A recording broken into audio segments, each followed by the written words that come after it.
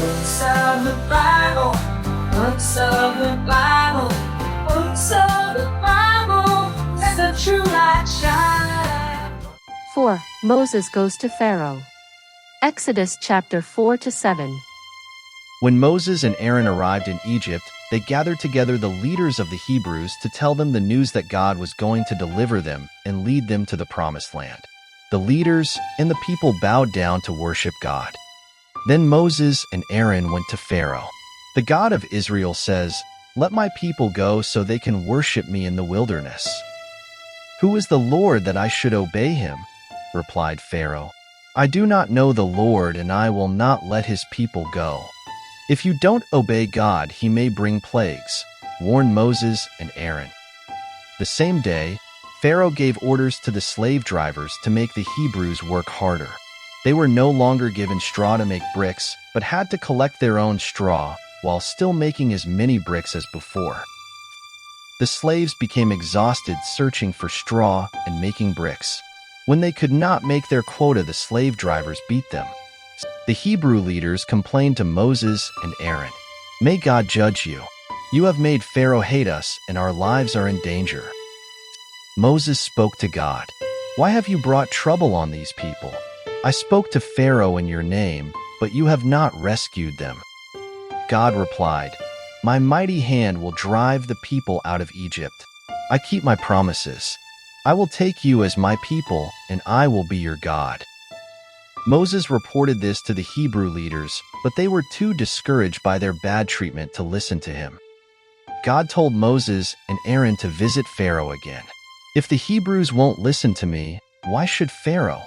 replied Moses, "especially as I can't speak very well." God told Moses that Aaron would be spokesman. He warned that Pharaoh would not listen to them, but God would bring plagues on the Egyptians until they let his people go.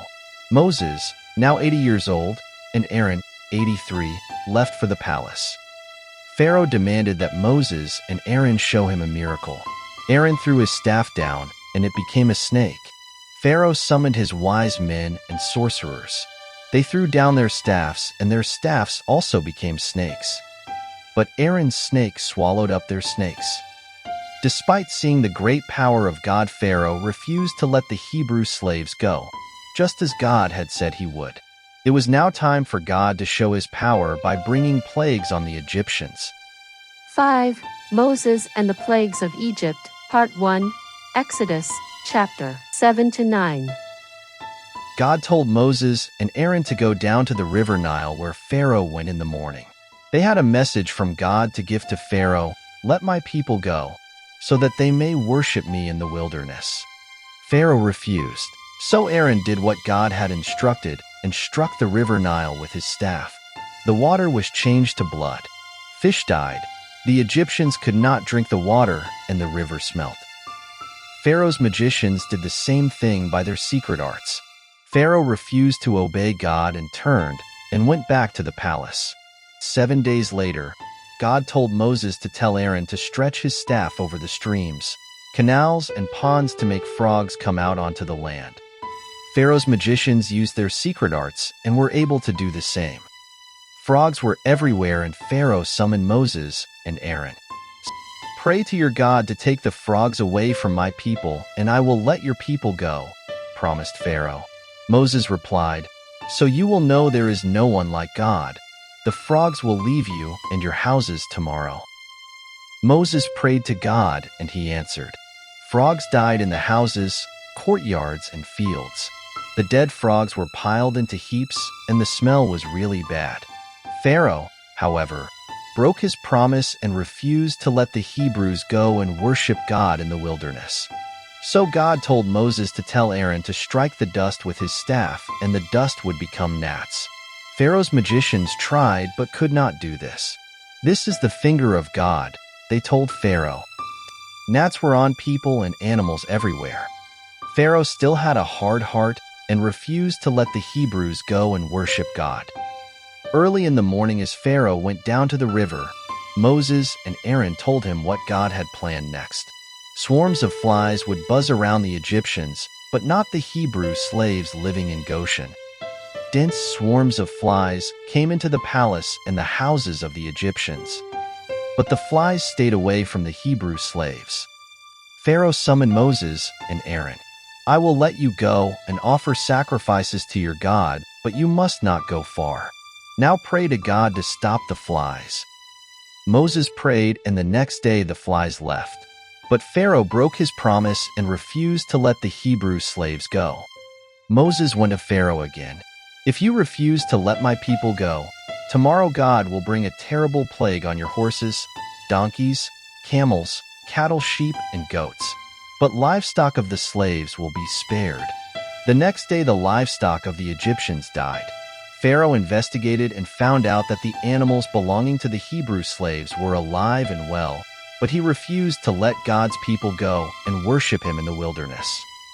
Moses took soot from a furnace and threw it into the air in front of Pharaoh. God says, "This soot will become a fine dust, and people and animals will get festering boils." Pharaoh's magicians could not stand before Moses because of the boils that broke out on them and the Egyptians.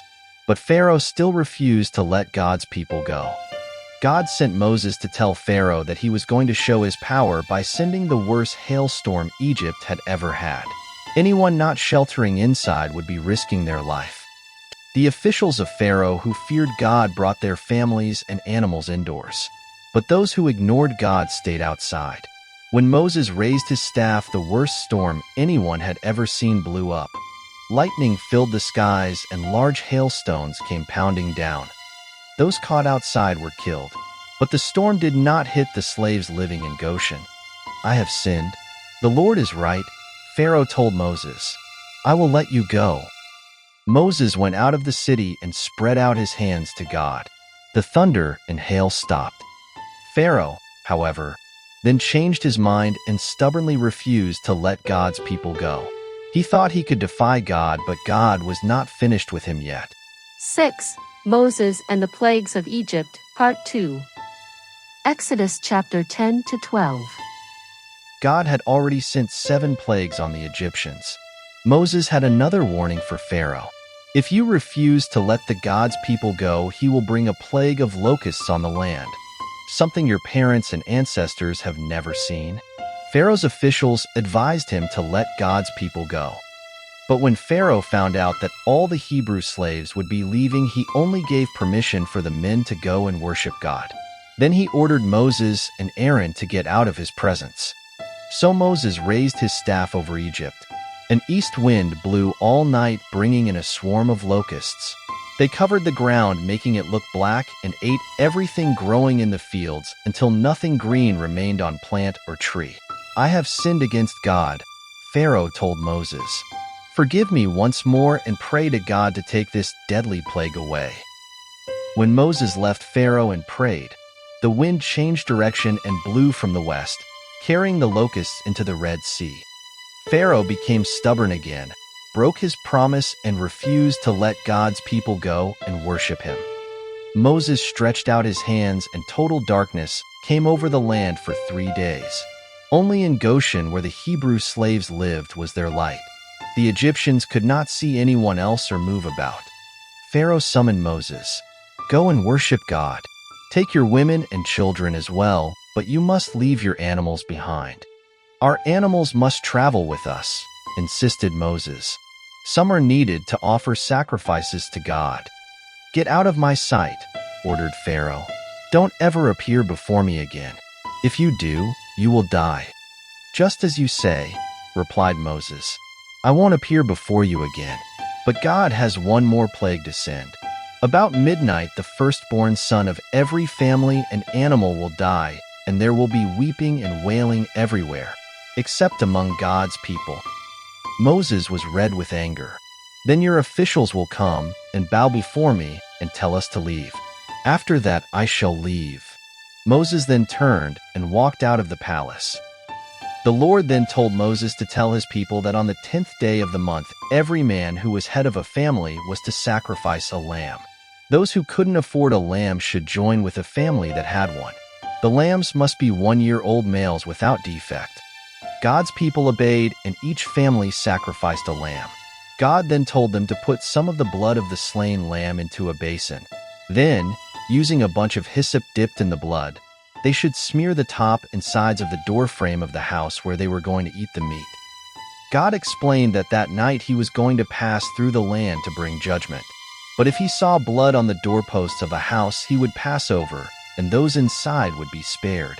So the Hebrews did as God instructed.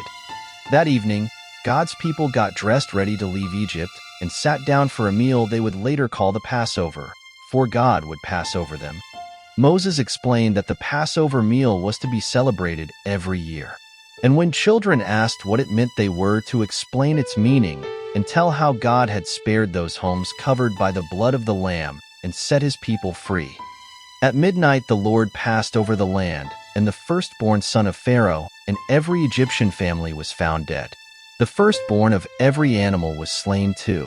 There was weeping and wailing in every house except those houses with blood on the doorposts. That night, Pharaoh summoned Moses and Aaron and said, "Up, leave my people and go and worship the Lord God. Take your families and animals with you. Please bless me." God's people packed their belongings. The Egyptians, afraid that they might all die, gave them gifts of silver and gold. "Hurry and leave," they urged. God's people rushed off so quickly they did not have time to add yeast to the dough they had made for bread. They had been slaves for 430 years, and now they were free, just as God had promised.